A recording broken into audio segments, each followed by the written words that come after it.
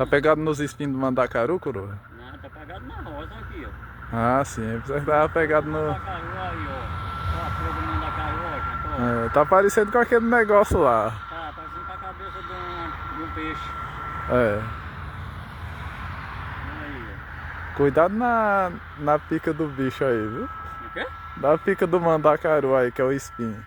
A picada do bicho, cuidado. Não, falei que naquele lá que ferroava. É. Sabe que o mandacaru quando dá uma picada... A espinhada é doida, viu? Cava gaiato, né? Negócio de picada, né? Quem pica é abelha, muriçoca. Coisa linda aí, tá vendo? Isso é coisa do sertão, gente. Aqui não é irrigação, não. Aqui é no tabuleiro. Isso mesmo. Coisa da natureza.